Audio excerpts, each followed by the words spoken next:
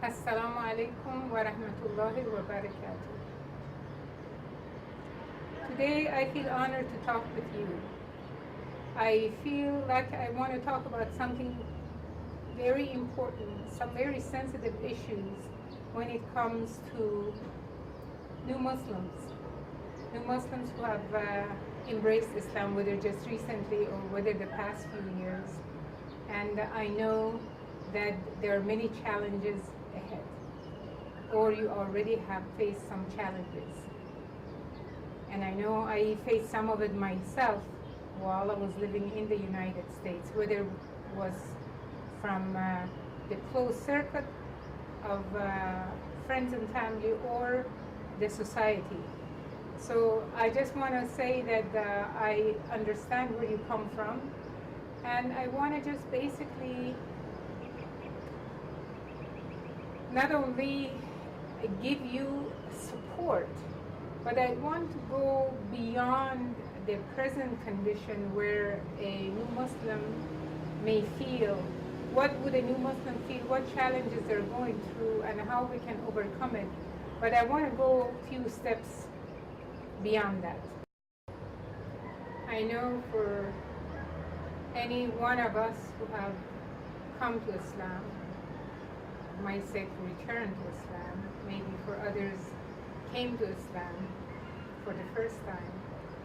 This was not an accident. It was not something that just happened, and it seems to be like the fashion of the day. So somebody decided, I am going to become Muslim because of whatever reason that they have. Of course, there are some people that want to get married, and the other party, male or female, is Muslim, and it's either required for them to convert in order to marry, and when it's in the case of a man marrying a Muslim woman. In case of a woman wanting to marry a Muslim man, if she's Christian or Jew, she is not required to convert, but they may feel that this is what the future husband prefers, and so she converts. So there are some cases where the conversion is due to reasons other than the spiritual aspect of Islam. For most cases, maybe I can venture to say for most cases, people study, they reflect, they look at their lives, they look at the religions they have been interested in, or true full meaning of spirituality, and they have found that Islam offers that. Islam covers all the human needs in terms of guidance, in terms of covering all aspects of life. It is not just once a week going to the mosque and hearing some lecture, going home and carry on with life, and the next week later go and sit and listen to some lecture. It's not that. People realize that Islam is a way of life. And many people have converted to Islam by just observing Muslims, by observing the peace that they have, by observing how they treat their families, their society, the whole of life. And so when we put ourselves in a higher level than just the mind, because our mind is busy to say, well, but my mother just said this yesterday and it affected me, and I feel a little bit hurt or confused about being a Muslim, or my cousins or my colleagues or my friends laughed at me, or I couldn't do this because I was a Muslim, or all kinds of events happen in our lives that it would be culprit for us having doubts about coming to Islam. For that reason, I prefer not to get into this part of the scenario yet, which has to do with the process of the mind. And of course, that's very important. But first, I'd like to bring to your attention to really reflect on why we were created. Why are we here? I am sure some of you have already asked that, and some of you have already gotten the answer for that. But maybe this is reiteration of what you have already discovered and realized. And what is the purpose of creation? Why did God create us? Why? And Allah answers that. Allah answers that, and He tells us that He has created us in order to worship Him. And I know sometimes this becomes a buzz sentence for some people. So why? Some people say, is God so arrogant, that He would create human beings to worship Him, so that if they didn't, He would put them in the hellfire? It is not that at all. It is not that at all. If you go a few steps back and look at the story of creation, which is shared to some extent with a lot of similarities between Judaism, Christianity, and Islam, that Allah created Adam and then later Eve. And He, of course, according to Islamic tradition and understanding, according to Revelation, that He asked all the angels to bow down to Him, and they all did except Satan. Satan did not bow down because out of his pride, because he felt he was better than this creature that was made out of clay, and he himself, in Islam, we believe he is a jinn. There are three creation of Allah. One is angels, the second is jinn, and the third is human being. Angels are made from light, jinns are made from fire, and humans are made from clay, as the first human being. And angels bow down and ordered, according to the order of Allah subhanahu wa ta'ala, but Satan didn't. And because of his disobedience to Allah, Allah basically ordered him to leave the paradise.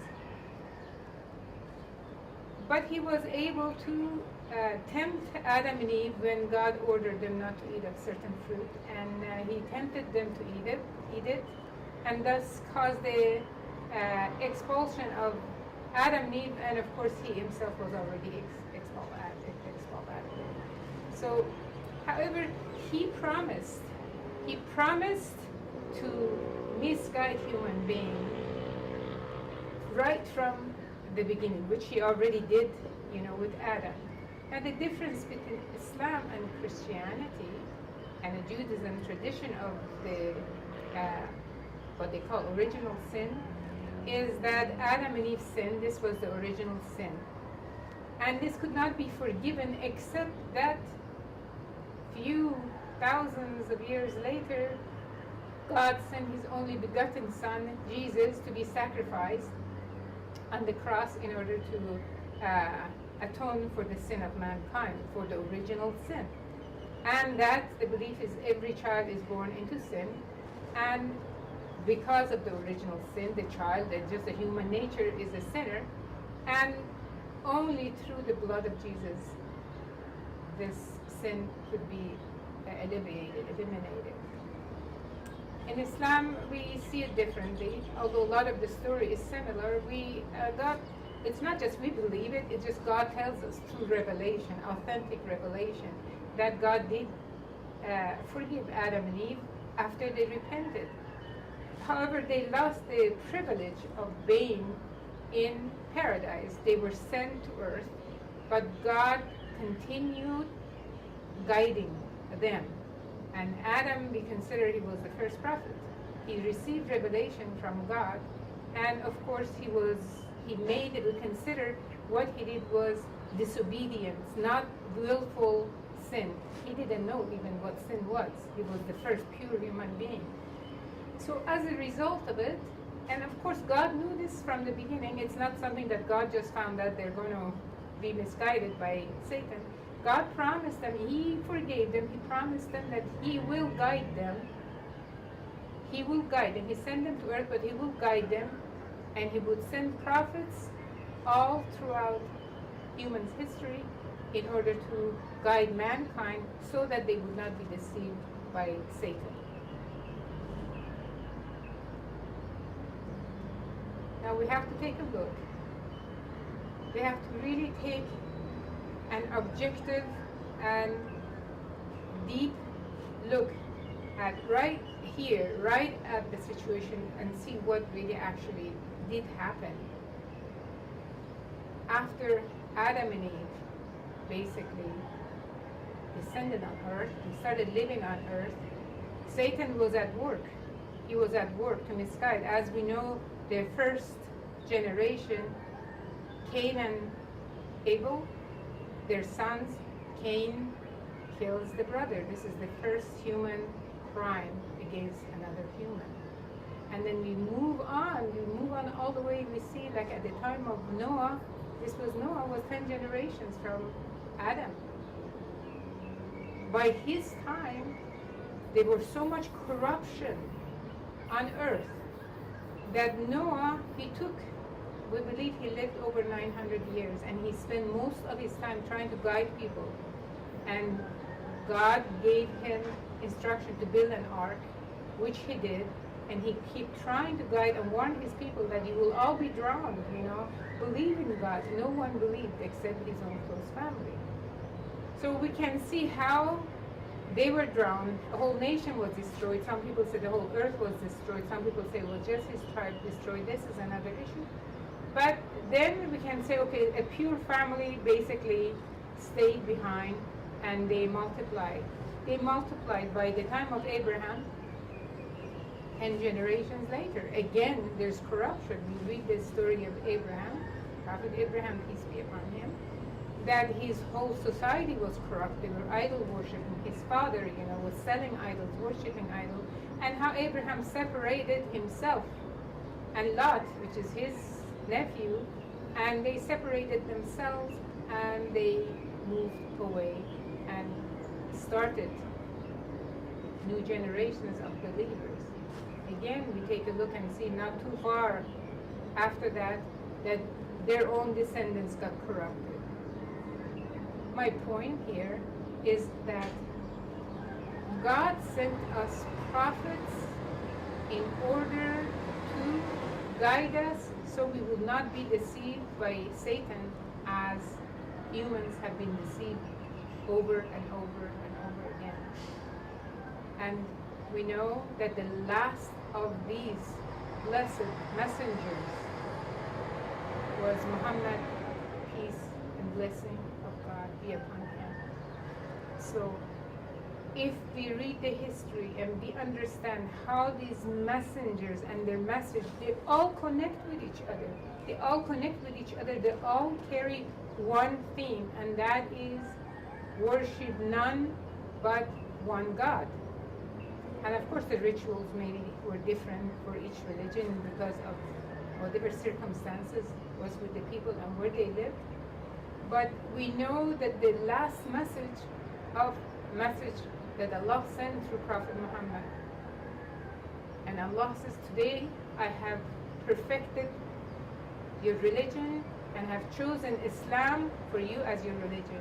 And whoever chooses a religion other than Islam would never be accepted of him. And this is very heavy. So many people say, why? The Buddhists, they're good people, the Christians are good people, yeah, there's no question about it. There are lots of really wonderful people in this world.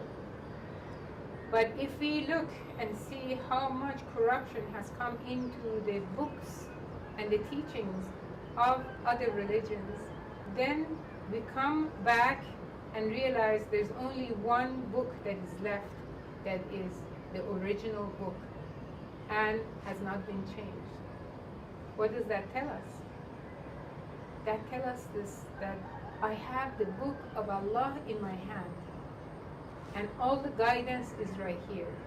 My concentration is to make my way back to paradise one day after I leave this planet, with certainty that I followed the right religion. You have to do whatever it takes to have the certainty in your heart. When this certainty happens in your heart, then any other problem that affects your mind, your mentality, you get hurt or you get concerned, whatever comes out, not that you would not be affected, but your target is somewhere else. Your target is not in this world. Your target is to make it to paradise. This is where you would like to go. So yes, anybody that has these high targets, they face hardship, they face hard time, they face even persecution in some cases we have had in the past. But I am looking ahead of myself only to make it to paradise. I ask Allah all the time, Ya Allah, help me be the best of your worshipper. Ya Allah, help me to be the obedient worshipper so that I overcome all the obstacles in my life in order to satisfy you, because I know satisfying you means having a better life, more satisfying life, more peaceful life for myself, between me and you, my Creator. By having this kind of peace, a person becomes like a magnet. People are attracted to their state of being, to their peace, to their knowledge as they are growing with it. And people want to know, where did this peace come from? You share with them by your action, by your behavior, and all that you know about Islam. May Allah give you the peace and blessing that you deserve for having come through this wonderful journey. And inshallah, I will talk to you again in another episode. Thank you very much. Assalamu alaikum wa rahmatullahi wa barakatuh.